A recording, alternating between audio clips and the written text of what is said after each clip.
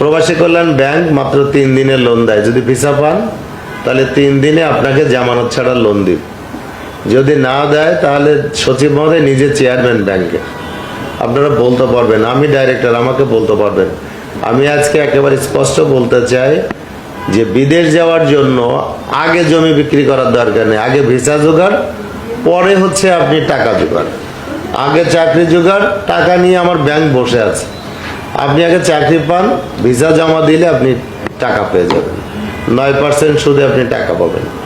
তো আপনাকে কিছু দিতে হচ্ছে না, ভিসা দিতে হচ্ছে, পাসপোর্টের কপি দিতে হচ্ছে, আর একটা গ্যারান্টারের একটা ব্ল্যাঙ্ক চেক দিতে হচ্ছে যে আপনি না দিলে আপনার আত্মীয় স্বজনের টাকাটা দিন।